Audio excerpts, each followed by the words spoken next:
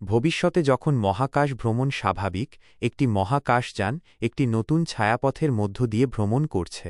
পুরো ক্রুরা স্থগিত অ্যানিমেশনের কারণে ঘুমিয়ে আছে, শুধুমাত্র রিডিক ছাড়া, যে অন্যান্য যাত্রীদের গন্ধের মাধ্যমে তাদের জীবন সম্পর্কে অনুমান করার চেষ্টা করে। হঠাৎ একটি উল্কা ঝড়ের ধ্বংসাবশেষ জাহাজে আঘাত করে এবং এর কাঠামো ছিদ্র করে।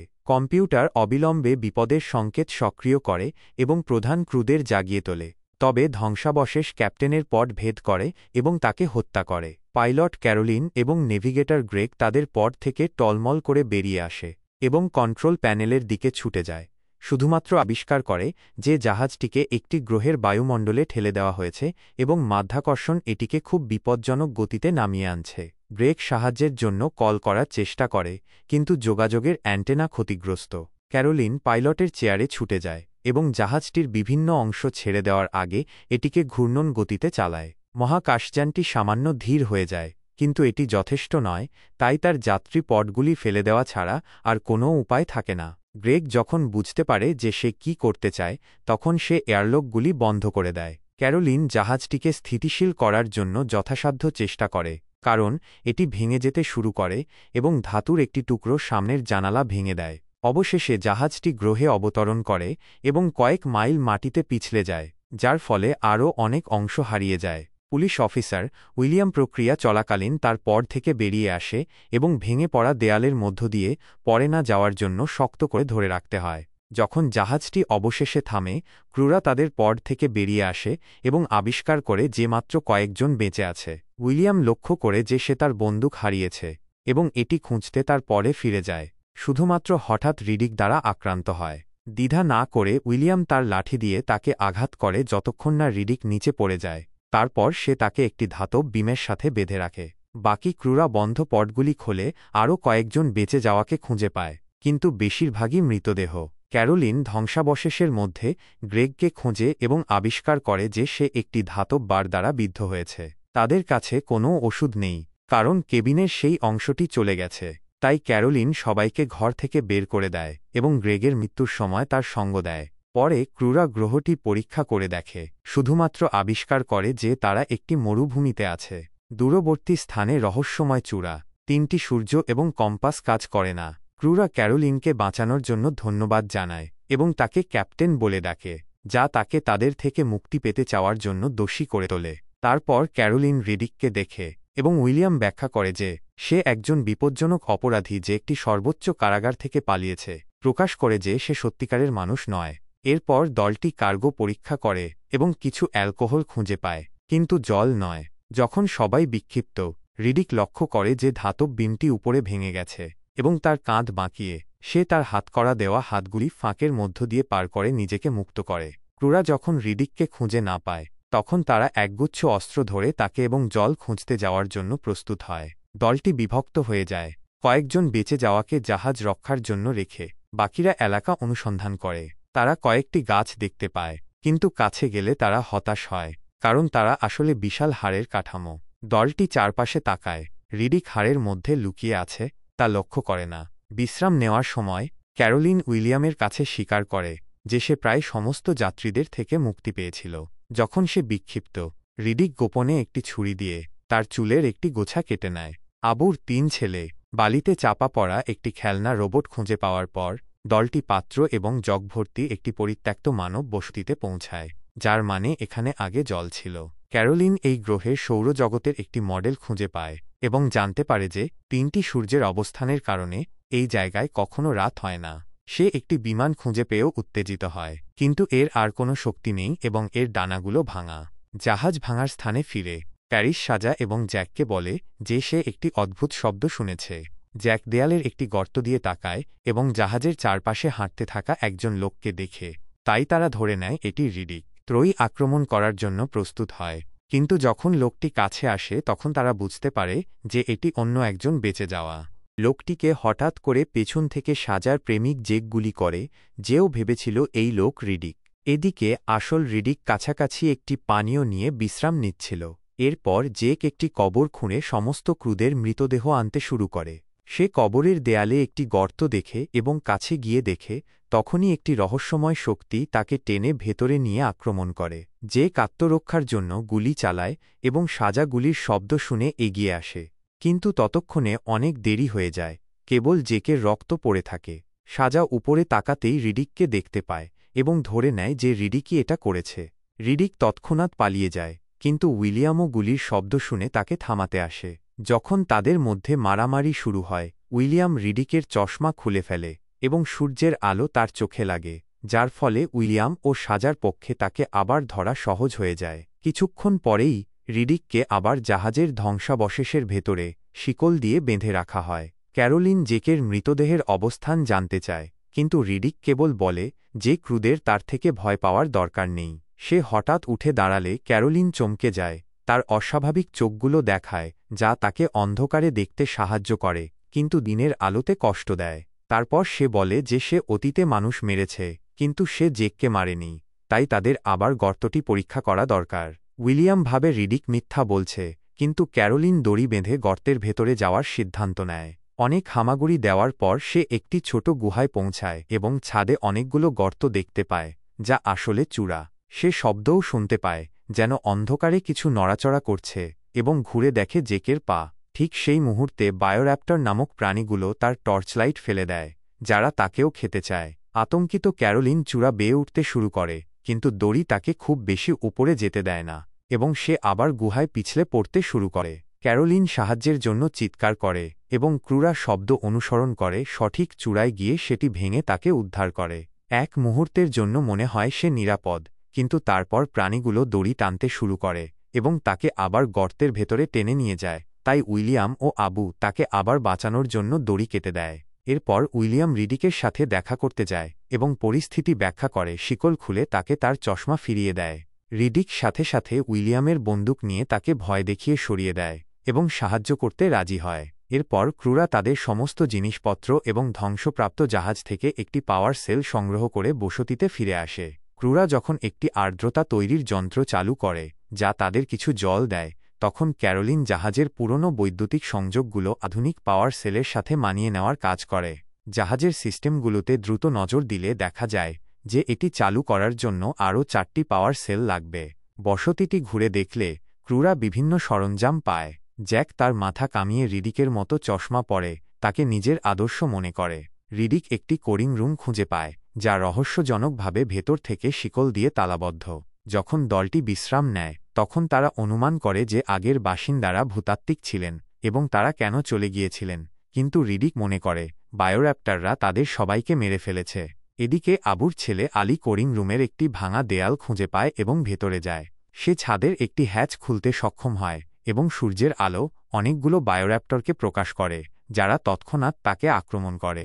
আলী চিৎকার করতে করতে একটি আলমারিতে লুকিয়ে পড়ে, কিন্তু দানবরা তাকে সেখানেও অনুসরণ করে। ক্রুরা তার চিৎকার শুনে দরজা ভেঙে কোরিং রুমে প্রবেশ করে। প্রথমে মনে হয় এটি খালি, কিন্তু আবু অন্য দরজাটি খুলতেই সমস্ত বায়োর্যাপ্টর উড়ে এসে মাটির গর্ত দিয়ে পালিয়ে যায়। আবু আলমারির ভেতরে দেখে তার ছেলে মৃত অবস্থায় পড়ে আছে।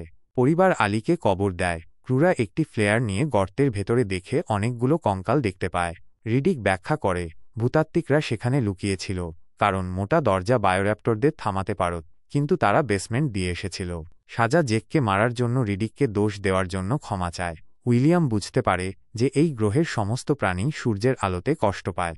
ক্যারোলিন 22 বছর আগের একটি কোরিং নমুনা খুঁজে পান, যা বর্তমান মাসের মতোই ছিল। তিনি গ্রহের মডেলে ফিরে যান এবং বর্তমানের গ্রহগুলোর অবস্থান দেখার জন্য তারিখ পরিবর্তন করেন। দেখা যায় শীঘ্রই একটি গ্রহণ হবে, যা কয়েক সপ্তাহের জন্য গ্রহটিকে সম্পূর্ণ অন্ধকারে নিমজ্জিত করবে, যার মানে প্রাণীগুলো বেরিয়ে আসার সুযোগ পাবে। উদ্বিগ্ন ক্যারোলিন ঘোষণা করেন অন্ধকার আসার আগেই তাদের ডানা মেরামত শেষ করে দ্রুত অন্যান্য পাওয়ার সেলগুলো আনতে হবে। ব্যক্তিগতভাবে উইলিয়াম তাকে সতর্ক করেন যে শেষবার রিডিক একটি জাহাজ উড়িয়ে পাইলটকে হত্যা করে পালিয়েছিল, তাই শেষ মুহূর্ত পর্যন্ত পাওয়ার সেলগুলো আনা উচিত নয়। এরপর উইলিয়াম জাহাজ থেকে বেরিয়ে বমি করার জন্য ছুটে যান।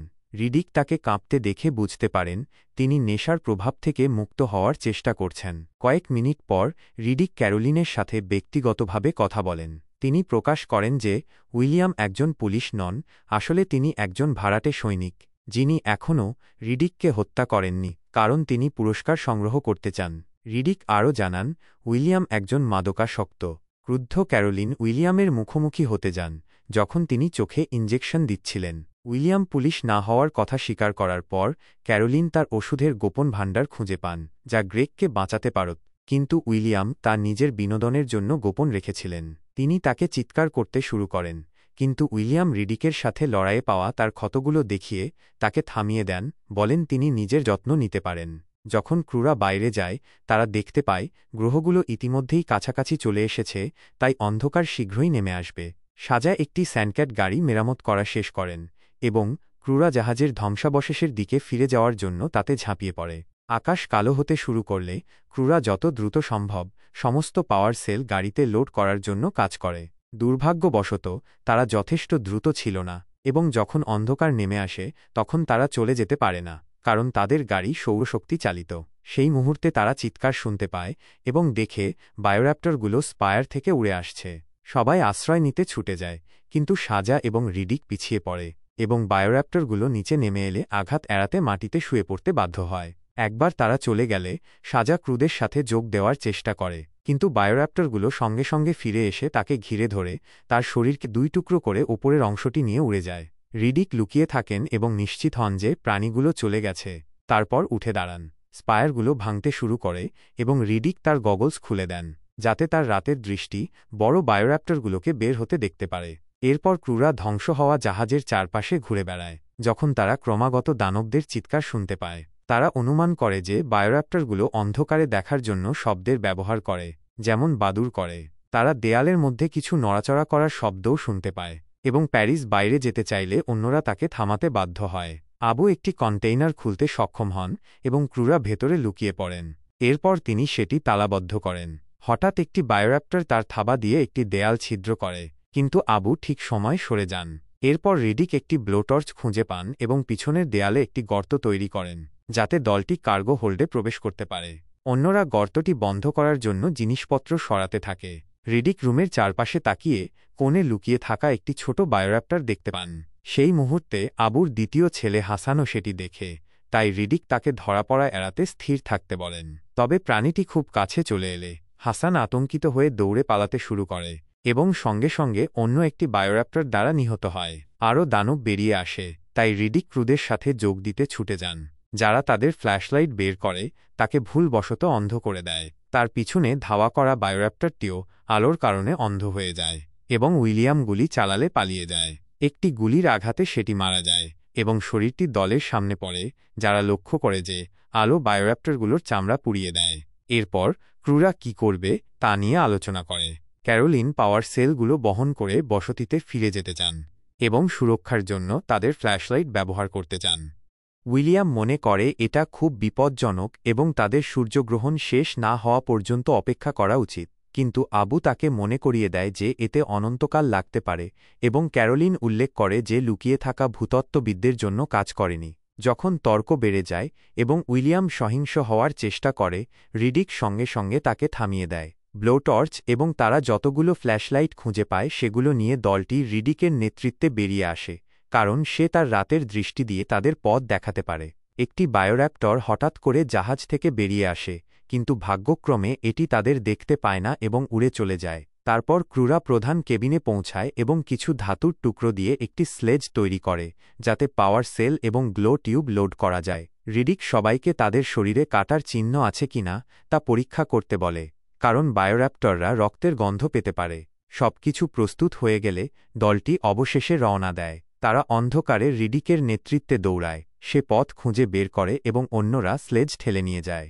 বায়োর্যাপ্টররা সবসময় তাদের আশেপাশে থাকে, কিন্তু আলোর কারণে খুব কাছে আসে না। যখন ব্লোটর্চ কাজ করা বন্ধ করে দেয়, তখন প্যারিস একটি ফ্ল্যাশলাইট ধরার চেষ্টা করে এবং ভুলবশত সেটি ফেলে দেয়। জ্যাক সেটি উদ্ধার করার জন্য আলোর বৃত্ত থেকে বেরিয়ে যায়, এবং একটি দানব তাকে আক্রমণ করার চেষ্টা করে। তাই আবু তার আলো দিয়ে তাকে রক্ষা করার জন্য তার উপর ঝাঁপিয়ে পড়ে। বায়োর্যাপ্টর তাদের ওপর দিয়ে উড়ে যায়, এবং উইলিয়াম কয়েকটি গুলি করে তাকে ভয় দেখায়, কিন্তু প্যারিস এখনও আতঙ্কিত হয়ে হামাগুড়ি দিয়ে সরে যায়। টিউবগুলি টানতে টানতে এবং ব্যাটারি ভেঙে ফেলে, যা আলো জ্বালিয়ে রাখছিল। প্যারিস যখন বুঝতে পারে তার রক্ত ঝরছে তখন সে থেমে যায় এবং তার পানীয়ের এক চুমুক নিয়ে লাইটারের উপর থুতু ফেলে, যা একটি বড় শিখা তৈরি করে এবং তাকে ঘিরে থাকা বায়োর্যাপ্টরদের প্রকাশ করে। আগুন নিভে গেলে দানব্রা প্যারিসকে খায়, যা রিডিক বিস্তারিতভাবে দেখতে পায়। কিছু মশাল এবং ফ্লেয়ার জ্বালানোর পরে দলটি মাটিতে তাদের নিজস্ব পায়ের ছাপ দেখতে পায় এবং হারিয়ে যাওয়ার আশঙ্কা করে। রিডিক ব্যাখ্যা করে যে সে একটি অতিরিক্ত রাউন্ড নিয়েছে কারণ তার চিন্তা করার জন্য সময় দরকার ছিল, কারণ সামনে একটি গিরিখাত রয়েছে। সে আরও উল্লেখ করে যে জ্যাকের রক্ত ঝরছে এবং তাকে মেয়ে বলে ডাকে।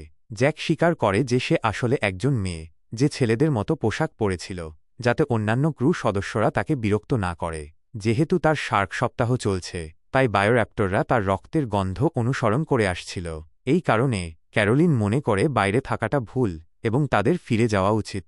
উইলিয়াম সঙ্গে সঙ্গে রেগে যায় এবং তাকে অপমান করতে শুরু করে, তাই আবু তার সমর্থনে এগিয়ে আসে।